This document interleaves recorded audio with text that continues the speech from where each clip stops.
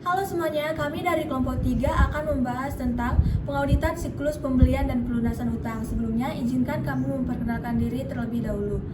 Perkenalkan, nama saya Olivia Adelina dengan NIM 2421141092. Saya Catherine Patricia dengan NIM 242114117. Saya Stefani Marsha Jayengtias dengan NIM 242114086. Saya Yohanes Lamira dengan di belakang 104.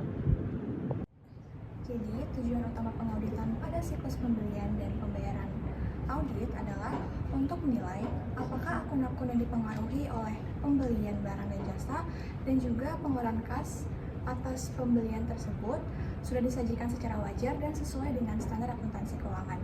Dalam siklus ini terdapat 3 kelompok transaksi utama. Yang pertama adalah pembelian barang dan jasa, yang kedua adalah pengeluaran kas, dan yang terakhir adalah retur dan potongan pembelian. Untuk pembelian barang dan jasa, transaksi ini menimbulkan kewajiban sehingga utang usaha bertambah. Sementara itu, akun lain yang terkait akan bertambah juga tergantung apa yang dibeli. Misalnya, jika perusahaan membeli bahan baku, maka untuk pembelian bahan baku bertambah. Jadi, setiap kali terjadi pembelian, utang usaha akan dikredit dan akun terkait seperti persediaan, aset, dan beban akan didebit. Lalu, yang kedua, untuk transaksi pengeluaran kas. Golongan transaksi kedua adalah pembayaran atau pelunasan utang. Saat perusahaan membayar utang kepada pemasok, utang usaha akan didebit atau berkurang dan kas di bank akan dikredit. Untuk golongan transaksi yang ketiga adalah retur dan potongan pembelian. Kalau perusahaan mengembalikan barang ke pemasok, maka utang usaha akan didebit dan dicatat kredit ke akun retur pembelian. Kalau perusahaan mendapatkan potongan harga karena membayar lebih cepat atau sesuai dengan syarat pembayaran, maka utang usaha juga akan didebit dan potongan pembelian dikredit. Kedua transaksi ini akan mengurangi jumlah utang yang harus dibayar oleh perusahaan. Lalu, untuk fungsi-fungsi bisnis dan dokumen serta catatan dalam siklus pembelian dan pembayaran, siklus pembelian dan pembayaran menyangkut pengambilan dan proses untuk mendapatkan barang dan jasa untuk menyelenggarakan suatu bisnis. Siklus ini biasanya diawali dengan pembuatan permintaan oleh pejabat yang memiliki kewenangan untuk mengajukan permintaan pembelian dan diakhiri dengan pembayaran utang usaha yang timbul dari pembelian tersebut.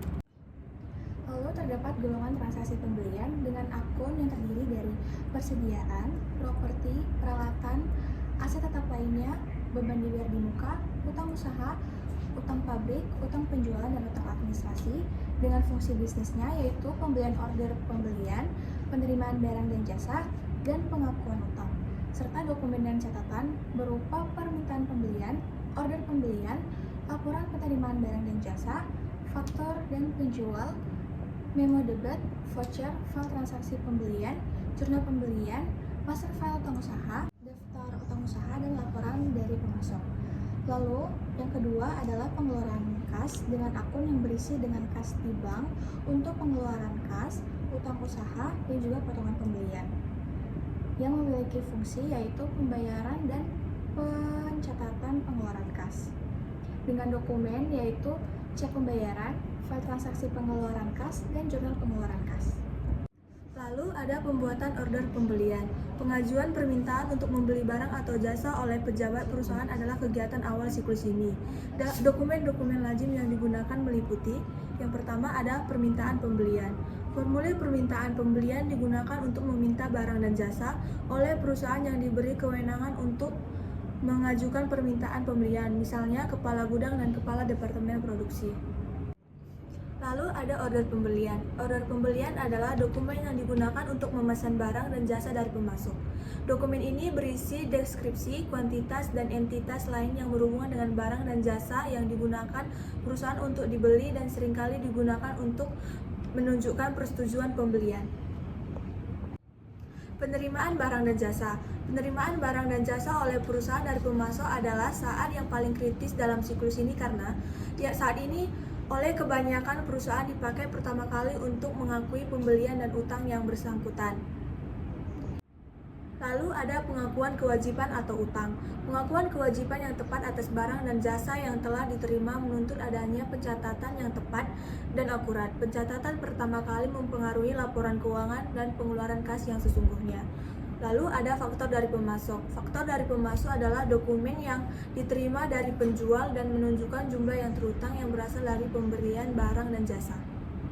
Lalu ada memo debit. Memo debit juga merupakan dokumen yang diterima dari pemasok dan menunjukkan pengurangan atas jumlah yang terutang yang disebabkan karena adanya pembelian atau return barang ke pemasok atau diterimanya pengurangan harga.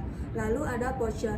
Voucher biasanya digunakan dalam satu organisasi untuk menetapkan cara yang formal dalam pencatatan dan pengawasan pembelian, terutama dengan membuat agar setiap transaksi bernomor urut. Lalu ada file transaksi pembelian. File transaksi pembelian adalah file yang dihasilkan komputer yang mencakup semua transaksi pembelian yang diproses oleh sistem akuntansi untuk suatu periode tertentu, misalnya 1 hari, 1 minggu, dan 1 bulan. Lalu ada jurnal pembelian. Jurnal pembelian dihasilkan dari file transaksi pembelian dan biasanya berisi nama pemasok, tanggal, jumlah, dan kelompok akun untuk setiap transaksi seperti reparasi dari pemeliharaan, persediaan, atau kelompok akun lainnya. Lalu ada master file utang usaha. Master file utang usaha pencatatan transaksi pembelian, pengeluaran, kas, dan return pembelian untuk setiap pemasok. Master file ini dimutakhirkan atau diupdate dari file transaksi komputer untuk pembelian, return pembelian, dan pengeluaran kas. Lalu ada daftar utang usaha.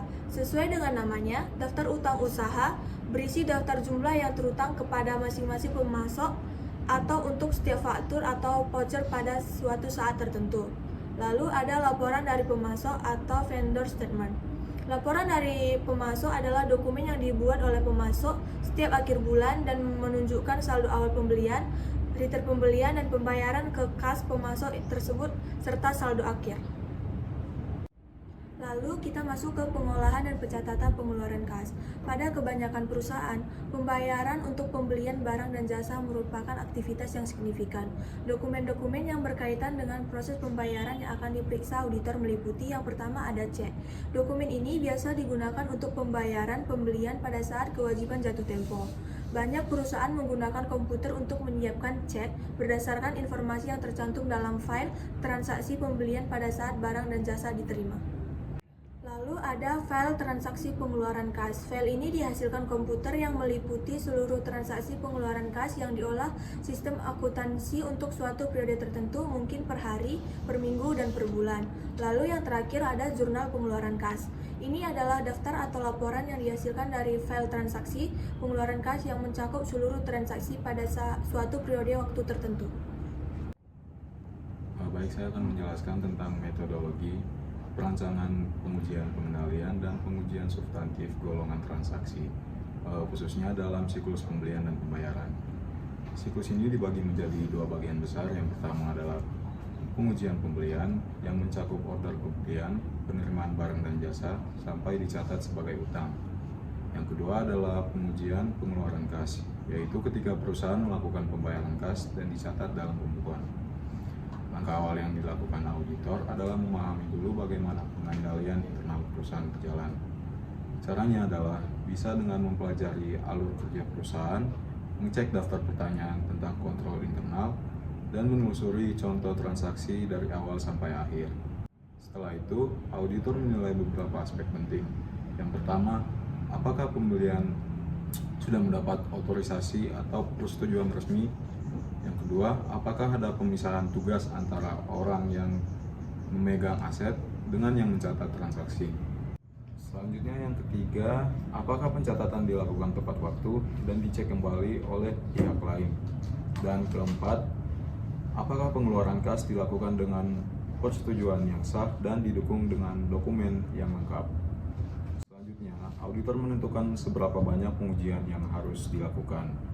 Kalau pengendalian internal perusahaan terbukti kuat, pengujiannya bisa lebih sedikit.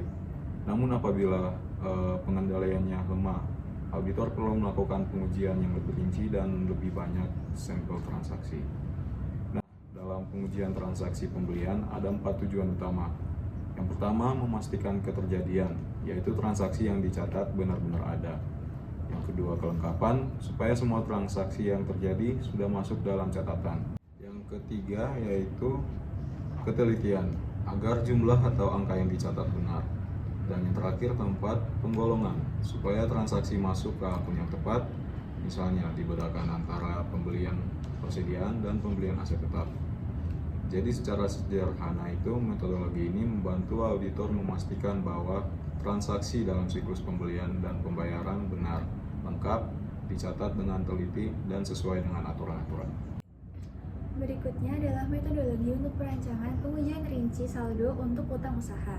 Utang usaha merupakan kewajiban yang belum dibayar yang timbul dari pembelian barang, serta meliputi kewajiban dari pembelian bahan baku, peralatan, dan jasa yang telah diterima dalam kegiatan normal perusahaan.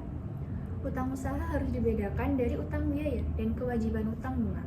Kewajiban merupakan utang usaha hanya apabila total kewajiban diketahui dan terutang pada tanggal neraca. Apabila kewajiban yang menyangkut pembayaran bunga, maka harus dicatat sebagai utang wesel, utang kontrak, utang hipotek, atau utang obligasi. Tahap pertama ada mengidentifikasi resiko bisnis klien yang mempengaruhi utang usaha. Perubahan dalam rantai pasokan mempengaruhi cara perusahaan mengelola pembelian serta pembayaran. Upaya-upaya terpenting yang dilakukan adalah penggunaan sistem baru untuk mencatat aktivitas pembelian dan pembayaran. Yang kedua, menerapkan sistem baru untuk mencatat aktivitas pembelian serta pembayaran. Ketiga, menetapkan pembelian just in time dan meningkatkan informasi dengan pemasok. Keempat, ada teknologi, informasi, dan e-commerce dapat mempercepat transaksi bisnis. Yang kelima adalah pemasok dapat mengakses catatan utang usaha yang memungkinkan pemantauan lebih baik. Dan yang terakhir adalah perlu pengawasan untuk mencegah kesalahan penyajian akibat akses pihak luar. Untuk tahap pertama yang kedua yaitu menetapkan materialitas, kinerja, serta menilai risiko inheren. Seperti halnya piutang usaha, sejumlah besar transaksi bisa mempengaruhi utang usaha. Saldonya seringkali berjumlah besar dan meliputi sejumlah besar pemasok, serta biasanya akan lebih mahal apabila harus mengaudit semua akun tersebut. Selanjutnya ada tahap 1 dan 2 yaitu menilai risiko pengendalian serta merancang dan melaksanakan pengujian pengendalian dan substantif golongan transaksi. Yang pertama, klien memiliki pengendalian internal yang baik untuk catatan serta pembayaran pembelian. Penerimaan barang dilakukan dengan laporan yang teratur, voucher dibuat dan dicatat dengan benar. Pengeluaran kas dilakukan secara tepat waktu serta dicatat. Saldo utang di bagian rekonsiliasi bulanan dengan laporan dari pemasok. Dengan pengendalian yang efektif, auditor tidak perlu banyak usaha untuk memverifikasi utang usaha. Yang kedua adalah misal perusahaan tidak menggunakan laporan penerimaan barang, maka klien akan menunda pencatatan pembelian sehingga dilakukan pembayaran kas, dan karena kekurangan kas, maka tagihan dari pemasok sering dibayar beberapa bulan setelah tanggal jatuh temponya. Apabila auditor berhalangan dengan atau berhadapan dengan situasi seperti itu, maka akan ada kemungkinan terjadi kurang saji dalam utang usaha. Oleh karena itu, diperlukan pengujian rinci yang ekstensif untuk memastikan apakah utang usaha telah ditetapkan dengan tepat pada tanggal tersebut. Tahap ketiga adalah merancang serta melaksanakan prosedur analitis. Penggunaan prosedur analitis merupakan hal penting dalam siklus pembelian serta pembayaran, seperti halnya dalam siklus yang lain, terutama dalam menemukan kesalahan penyajian dalam utang usaha. Namun, harus membandingkan total beban tahun ini dengan tahun sebelumnya untuk menemukan kesalahan penyajian dalam utang usaha. Karena penggunaan pembukuan kekurangan atau double entry accounting, suatu kesalahan penyajian dalam akun beban biasanya juga akan berakibat kesalahan penyajian dalam akun utama usaha mereka. Kemudian ada merancang serta melaksanakan pengujian rinci saldo akun utang usaha, yaitu di tahap ketiga yang kedua. Tujuan utama audit adalah untuk memastikan bahwa saldo utang disajikan dan diungkapkan secara tepat. Ada 7 tujuan audit yang diterapkan, yaitu keberadaan, kelengkapan, ketelitian, penggolongan, pisah batas, kecocokan saldo, dan hak serta kewajiban. Ketika mengaudit aset, auditor lebih fokus pada verifikasi dan pemeriksaan, sedangkan untuk liabilitas, auditor lebih memperhatikan kemungkinan kurang saji. Selanjutnya yaitu pengujian liabilitas sesudah tanggal neraca.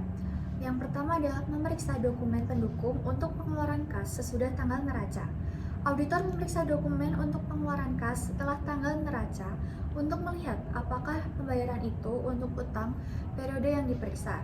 Jika iya, maka auditor harus mengecek daftar utang usaha untuk memastikan utang tersebut terdaftar.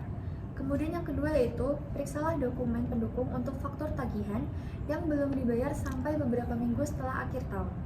Auditor akan melakukan prosedur yang sama pada periode berikutnya untuk tujuan yang sama. Namun, prosedur ini berbeda karena kewajiban belum dibayar hingga mendekati akhir tahun. Kemudian ada telusur laporan penerimaan barang yang diterbitkan sebelum akhir tahun dengan faktur penjual yang bersangkutan. Semua barang yang diterima sebelum akhir tahun buku harus dimasukkan sebagai utang usaha. Dengan menelusur laporan penerimaan barang yang diterbitkan menjelang akhir tahun buku ke faktur penjual dan meyakinkan bahwa semua telah dimasukkan sebagai utang usaha, maka auditor menguji ada tidaknya utang yang tidak tercatat. Kemudian telusur laporan penerimaan barang yang diterbitkan sebelum akhir tahun dengan faktur penjual yang bersangkutan.